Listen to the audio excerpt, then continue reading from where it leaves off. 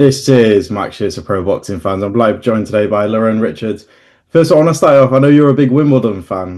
The season started again. I spot Barnsley and Wimbledon Barnsley play each other tomorrow. What do you make of the season so far? Do you know what? A bit of there's a lot of positives.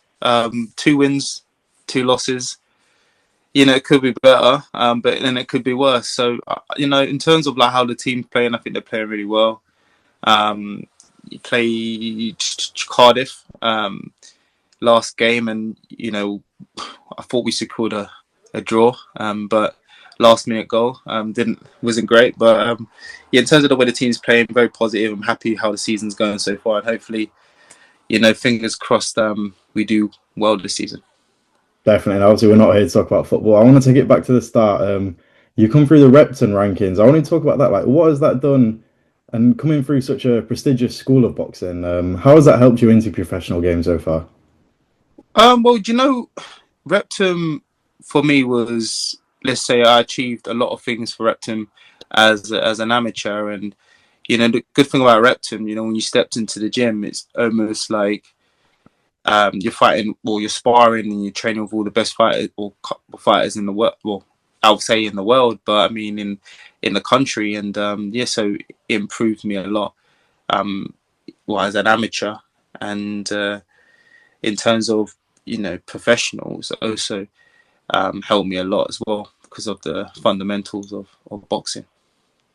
Definitely. And then I want to touch on your next fight. I believe is it light heavyweight the next one? Are you going back up or?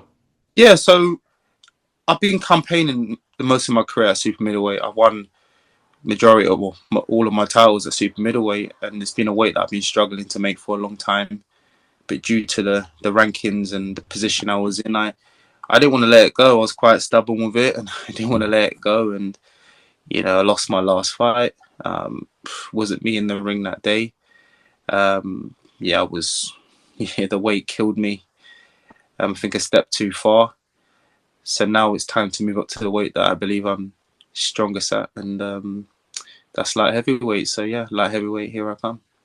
Definitely. I wanted to touch on that. Obviously, for people outside of the ring that haven't laced up gloves, we hear so much about these weight cuts that fighters have to do. And like you see, like I say, you touched on yourself, and even like everyone saw Chris Eubank Jr. in the sauna suit coming out of the sauna. Like, as a fighter, can you explain how hard actually are these weight cuts sometimes?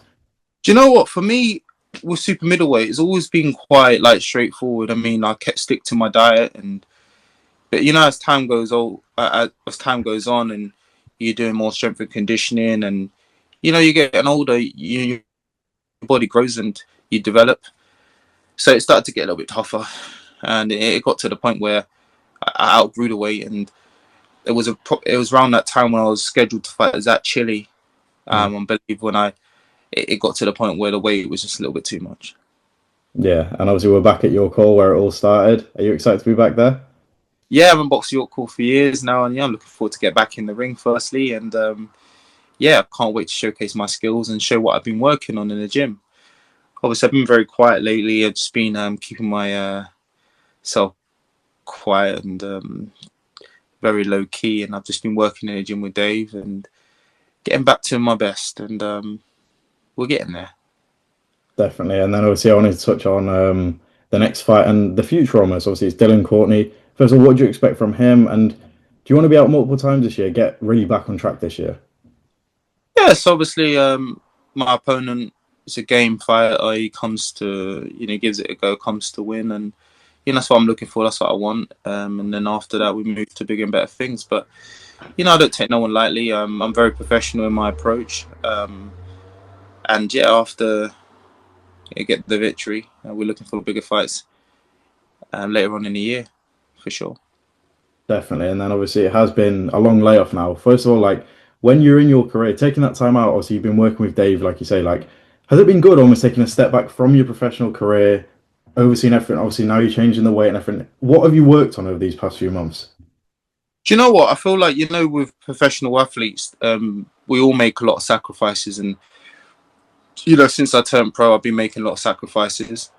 And, things come up in life and, you push them to the side because you've got to focus on the boxing. And this sort of breakaway has given me the opportunity to deal with the things that I pushed to the side get that all out of the way and then just focus on predominantly boxing, which is what I'm doing now. So in terms of the gym, I've been in the gym every day, working with Dave, drilling, improving technique, rectifying mistakes, and I'm sure in the next few fights you'll see what we've been working on and how better Lerrone Richards is. Definitely. Now, I don't want to look too far ahead, and I'm sure you don't either, but I imagine we'll be eyeing them world title shots at the top of the division. Dimitri Bivol holds all the belts. Have you almost got a roadmap to get yourself back to the top, fighting for them world championships?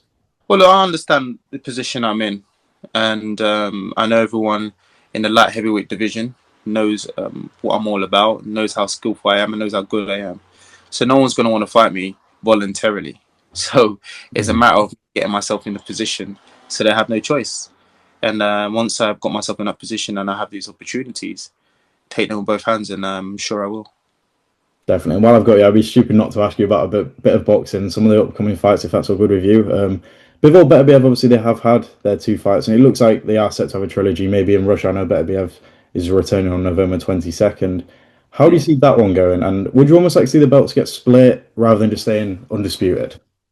I'll be honest. I watched both of their encounters, and I've been impressed. They're quality athletes, and they're 2 of the best fighters in the world at light heavyweight. So you got to keep an eye on them and what they do.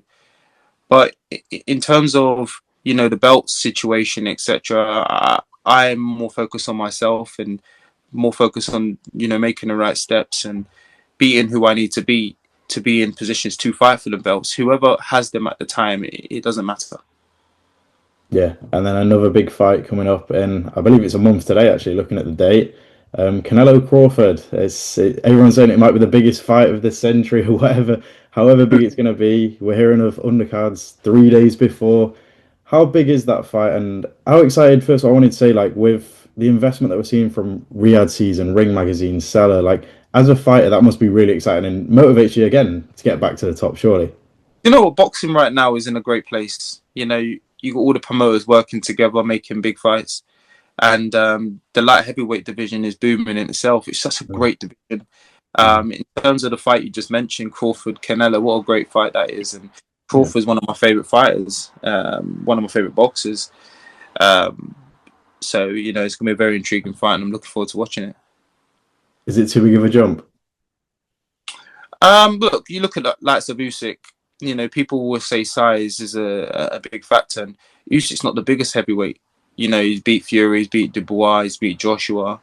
He's beat some big guys, and end of the day, it's about skills, and skills pay the bills.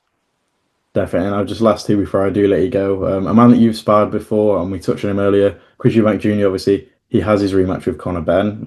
First of all, like I said, you've sparred Chris. A lot of people wrote him off. A lot of people thought Conor might be too explosive. Did you see what you expected in that first fight? And do you think it's going to be repetition, or again, could the weight be too much for him? Do you know what? It's too hard to tell. Obviously, I don't know the situation in terms of the weight. It might be different this time. I don't know, but the first fight was a brilliant fight. Am I looking forward to seeing the second fight? Yes. Am I looking forward to seeing the build up? Yes. So, may the best man win, and I look forward to seeing a good fight. Definitely. And our last one, you're a man. You've come through reps, and it doesn't get more traditional boxing than that. But we're about to see Jake Paul, Gervonta Davis. I think Gervonta last weighed in at 133 pounds, Jake Paul 199. It's crazy. What do you make it? It's happening. Yeah, do you know what? When I saw the poster, I was just like, like, am I getting sent here? Like, I always thought like it was a joke. It's almost like computer stuff, really, isn't it? Like, you got a cruiserweight in a ring with a lightweight. It's just mad. But will I watch it? Yeah.